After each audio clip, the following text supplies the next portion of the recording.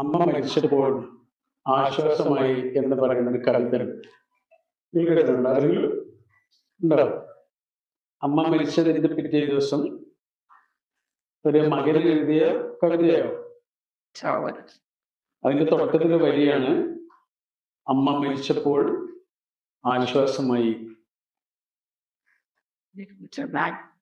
ഇനി എനിക്ക് അത്താഴപ്പട്ടിണി കിടക്കാം, ആരും സ്വൈരം കെടുത്തില്ല. ഇനി എനിക്ക് ഉണങ്ങിപ്പാറും വരെ മുടി തുമർത്തേണ്ട, ആരും ഇഴവിടർത്തി നോക്കില്ല. ഇനി എനിക്ക് കിണറിന്റെ ആൽമാറയിൽ ഇരുന്ന് ഉറക്കം തൂങ്ങി പുസ്തകങ്ങൾ വായിക്കാം. പാഞ്ഞെത്തുന്ന ഒരു നിലവിളി എന്നെ ഞെട്ടിച്ചുണർത്തില്ല. ഇനി എനിക്ക് സന്ധ്യാനേരത്ത് പുറത്തിറങ്ങാൻ ടോർച്ച് എടുക്കേണ്ട. ഇനി എനിക്ക് സന്ധ്യാനേരത്ത് പുറത്തിറങ്ങാൻ ടോർച്ച് എടുക്കേണ്ട. വിഷം തീണ്ടി മരിച്ച അയൽക്കാരനെ ഓർത്ത് കരയുന്ന മനസ്സ് ഇന്നലെ ഇല്ലാതായി. ഇനി എനിക്ക് എത്തിയേടത്തുറങ്ങാം. ഇനി എനിക്ക് എത്തിയേടത്തുറങ്ങാം. ഞാനെത്തിയാൽ മാത്രം കെടുന്ന വിളക്കുള്ള വീട് ഇന്നലെ കെട്ടു. ഇനി എനിക്ക് എത്തിയേടത്തുറങ്ങാം. ഞാനെത്തിയാൽ മാത്രം കെടുന്ന വിളക്കുള്ള വീട് ഇന്നലെ കിട്ടും. വാട്ട് ഈസ് അമ്മ? അതെ, എന്താണ് അമ്മ? ലോകത്തിലെ ഏത് ഭാഷ എടുത്തുകൊണ്ടു അമ്മ എന്നുള്ളൊരു വാക്കില്ലേ, അതിന്റെ ലോകത്തിലെ ഏത് ഭാഷയിൽ എം ഉണ്ടോ? എം. എല്ലാ ഭാഷയിലും നോക്കൊണ്ടു അതെന്തുണ്ടാകുക? എന്തുണ്ടാകുക? ഒരു കുഞ്ഞിന് പല്ല ആവശ്യമില്ലാതെ വെറുതെ ഉച്ചരിക്കാൻ പറ്റിയ ഒരൊറ്റ അക്ഷരമേ ഉള്ളൂ. എന്താ? രണ്ട് ചുണ്ട് മാത്രം മതി. ലോകത്തിലെ എല്ലാ ഭാഷയിലും എം ഉണ്ട്. എം. മലയാളത്തിലെ ഏറ്റവും വലിയ പ്രത്യേകത, അത് സംസ്കൃതത്തിന്റെ പ്രത്യേകത, അറബിക്കിലൊക്കെ ഉണ്ട്, ക്ലാസിക്കൽ ലാംഗ്വേജിലൊക്കെ. എന്താ അറിയോ? പിന്നെ ചുംബനത്തിനും ആദ്യമായി ചുംബിച്ച ആൾക്ക് ഒരേ പേര് പറയും. നമ്മുടെ ഭാഷയിൽ ചുംബനത്തിനും ആദ്യമായി ആ സംഭവം നമുക്ക് തന്ന ആൾക്കും ഒരേ പേര്, ഉമ്മ. അല്ലേ? ഭയങ്കര പ്രത്യേകതകളൊരു വാക്കാണത്. ഒരേ വാക്കിന് രണ്ട് അർത്ഥമാണ്. നമ്മുടെ വീടിന് ഉമ്മാനെന്ന് പേരിട്ട. നമ്മുടെ ഉമ്മ മരിച്ച ഉടനെയാണ് വീട് കയറ്റിയത്. അപ്പൊ ഉമ്മാന്ന് പേരിട്ട്. അപ്പൊ ചില ആളുകൾ ചോദിക്കുമ്പോൾ ഉമ്മ എന്ന പേര് ഉദ്ദേശിച്ചത്. കാരണം ഉമ്മ എന്ന പേരിന് രണ്ടർത്ഥം കിട്ടിയോ? ഉമ്മ ഇല്ലേ? ഭയങ്കര ഒരു പ്രത്യേകത ഇല്ല അതിന്. കാരണം ചുംബനത്തിനും ആദ്യമായി ആ സംഭവം തന്ന ആൾക്കും ഒരേ പേര്, ഉമ്മ. ഉമ്മ.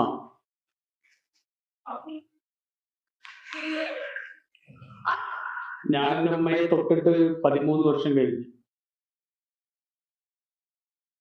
ഈ ഉമ്മ ഉണ്ടാവുക എന്ന് പറഞ്ഞാൽ ശരിക്കും നമ്മൾ ശ്രദ്ധിക്കാൻ ഒരാളുണ്ടാവുക എന്നാണ്. അത് എല്ലാ ആൾക്കാർക്കും അത് മനസ്സിലാവുന്ന എനിക്ക് അറിയില്ല. മാത്രമല്ല, എല്ലാവർക്കും ഒരേപോലെ അറിവിലല്ലാതെ കിട്ടിയിട്ടുണ്ടാവും. ചിലർക്ക് ഉമ്മ എന്ന് പറഞ്ഞാൽ അത്ര നല്ലതല്ലാത്ത ഓർമ്മകളൊക്കെ ഉണ്ടാവും, അല്ലെ? സുഖകരമല്ലാത്ത ഓർമ്മകളിലൂടെ കടന്നു വന്ന മനുഷ്യരുണ്ടാവും. പക്ഷെ പൊതുവെ അമ്മ എന്ന് പറഞ്ഞാൽ അറ്റൻഷൻ, ശ്രദ്ധ, അല്ലേ? ഇപ്പൊ എന്റെ ഉമ്മ ഈ സദസ്സിൽ ഇരിക്കുന്നുണ്ടെന്ന് വിചാരിക്കുക. വെറുതെ എന്റെ ഉമ്മ ഞാനിങ്ങനെ നിന്ന് സംസാരിക്കുമ്പോൾ എന്തായിരിക്കും ശ്രദ്ധിക്കുക? എന്റെ വാക്കുകളൊന്നും അറിയില്ല, നമ്മൾ ശ്രദ്ധിക്കുക. ഇവനെന്താ താഴെ ശരിക്കും വെട്ടാത്തത്? ഉപ്പായ എന്ന് വെട്ടത് തന്നെയാണല്ലോ. ഇവനെന്താ അലക്കാത്തത് അല്ലെങ്കിൽ തയ്ക്കാത്തത്? ഉമ്മന്റെ ചിന്തകൾ മുഴുവൻ എന്തായിരിക്കും? അറ്റൻഷൻ കിട്ടും. 800 കോടി മനുഷ്യരും നമ്മളെ നോക്കാത്തത് പോലെ ഒരാൾ നോക്കുന്നു. കാരണം അയാളുടെ ഉള്ളിൽ നമ്മൾ ആരാണ്? അയാളുടെ ഉള്ളിൽ നമ്മൾ 40 വയസ്സായ ആളല്ല, അയാളുടെ ഉള്ളിൽ നമ്മൾ 30 വയസ്സായ ആളല്ല, അയാളുടെ ഉള്ളിൽ നമ്മൾ ആ കുഞ്ഞാണ്. ഒട്ടിടക്കേതോ വലം കൊണ്ടിവൾ പണ്ടേ പോലെ കുട്ടിയായിരുന്നെങ്കിൽ എന്ന മലയാളത്തില് കവിയുടെ വാക്കുണ്ട്. ഏതൊരു അമ്മയുടെ ആഗ്രഹമാണ്. എന്താണ്? ഒട്ടിടക്കേതോ വരം കൊണ്ടിവൾ. സ്വന്തം കുട്ടിയെ കുറിച്ച് പറയാനായി എന്തെങ്കിലും ഒരു വരം കിട്ടിയിട്ട്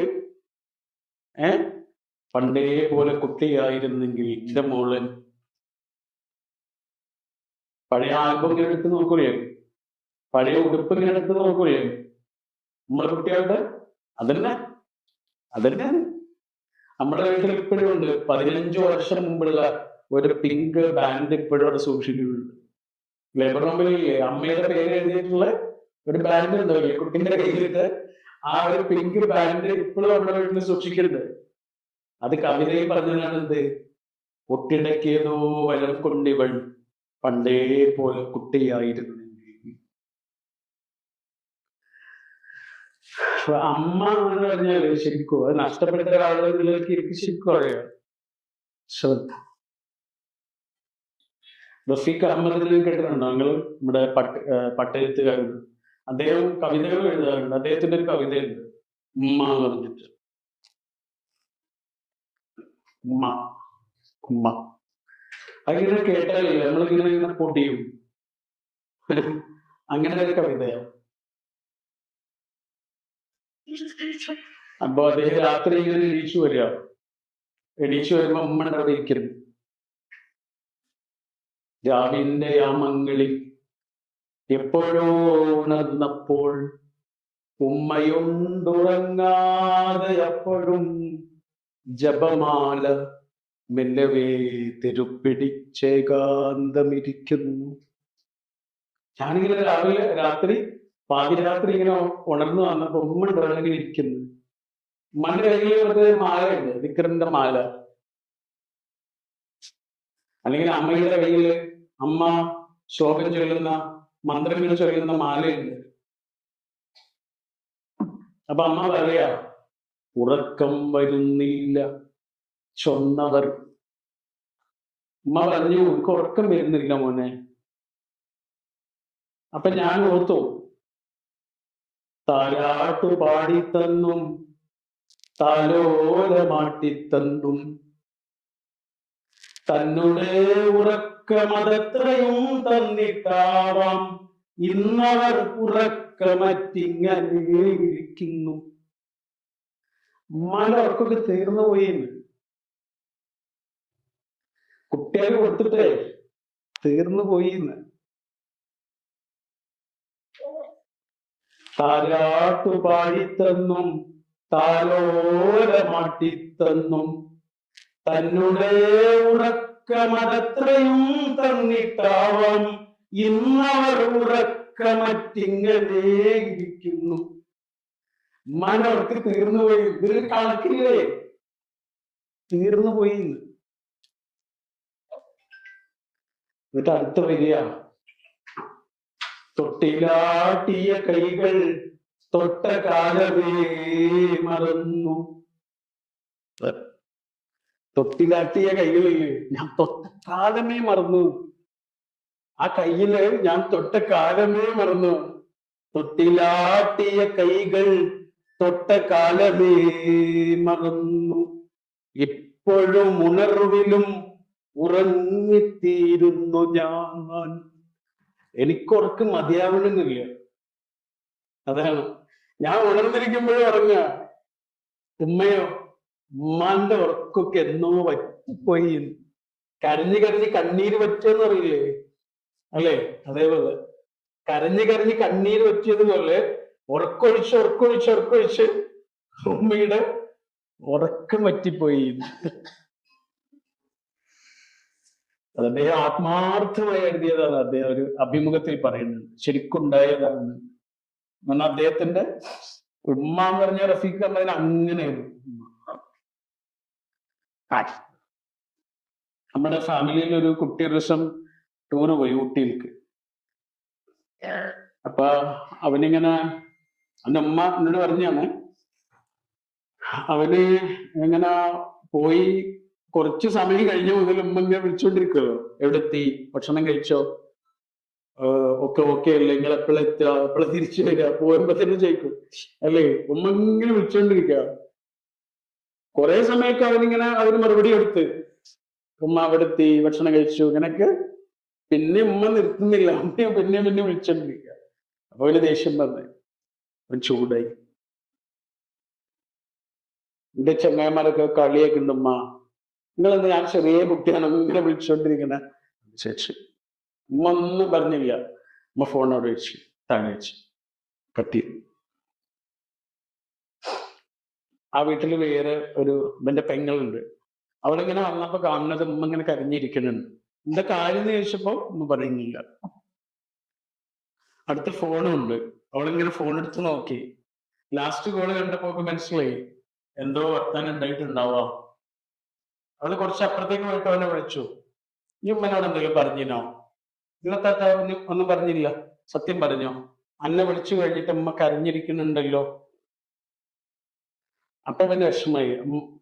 ഉമ്മ കരഞ്ഞിരിക്കുക, എനിക്ക് ദേഷ്യം വന്നു, ഉമ്മ ഇങ്ങനെ വിളിച്ചോണ്ടിരിക്കോ. അവർക്ക് പെട്ടെന്ന് ദേഷ്യം വന്നപ്പോഴാണ് എന്തോ പറഞ്ഞു. പിന്നെ ഉമ്മനോടൊന്ന് സോറി പറയും, ഉമ്മക്കൊന്ന് കയ്യിൽ ഫോൺ കൊടുക്കുമെന്ന് ചോദിച്ചു. ഇവന് കുറ്റബോധം വരിക. അപ്പൊ ഇവള് പറയാ, എടാ ഉമ്മ അന്നെങ്ങനെ വിളിക്കണാണ് എന്റെ പ്രശ്നം. അതെന്താ അറിയോ, അത് ഉമ്മ ആയതുകൊണ്ടടാ. എന്നിട്ട് നോക്കാം, ഞാൻ 9 മാസമായിട്ട് 9 മാസമായിട്ട് ഒന്ന് കമിഴ്ന്ന് കിടന്നിട്ടില്ല. എത്ര ആഗ്രഹം ഉണ്ടെന്ന് അറിയാം എനിക്ക്. ഒന്ന് കമിഴ്ന്ന് കിടക്കാൻ എത്ര ആഗ്രഹം ഉണ്ടെന്ന് അറിയാം എനിക്ക്. ഞാൻ ഉറക്കത്തിൽ അറിയാതെ പോലും കമിഴ്ന്ന് കിടക്കൂലടാ. അതെന്തുകൊണ്ടാ അറിയോ, ഞാൻ കമിഴ്ന്ന് കിടന്നാല് ഉള്ളിൽ ഇല്ലാതാകുന്നത് ഒരു പൊടിഞ്ഞു വരുന്ന ജീവനാ. എന്റെ കുട്ടിക്ക് എന്തെങ്കിലും പറ്റുമെന്നാണ് ഉറങ്ങണ സമയത്ത് പോലും എന്റെ ചിന്ത. പൂർണ്ണ ഗർഭിണിയായിരിക്കുന്ന പെങ്ങൾ പറഞ്ഞു കൊടുക്കുക. അതെന്തുകൊണ്ടറിയോ, ഞാനൊന്ന് കമിഴ്ന്ന് കിടക്ക പോലും ചെയ്യാത്ത എന്തുകൊണ്ടറിയോ, അതാണ് ഉമ്മ. കമിഴ്ന്ന് നടക്കാനും കഴിയില്ല, മലർന്ന് നടക്കാനും കഴിയില്ല അല്ലെ. എന്നോട് ഒരാൾ പറഞ്ഞതാ, എടാ മലർന്ന് കിടക്കാനും കഴിയില്ല, ചെരിഞ്ഞ് കിടക്കാൻ കഴിയുള്ളൂ. എന്നിട്ട് ചെരിഞ്ഞ് കിടന്നിട്ട് ലെഫ്റ്റ് സൈഡ് ചെരിഞ്ഞിട്ട് റൈറ്റ് സൈഡിലേക്ക് ചെരിയണമെങ്കിലോ ഇങ്ങനെയാണ് ചെരിയാനും പറ്റൂല. പതുക്കെ ഇരുന്ന് അല്ലേ, ഇങ്ങനെ പതുക്കെ ചെരിഞ്ഞു മാസങ്ങൾ.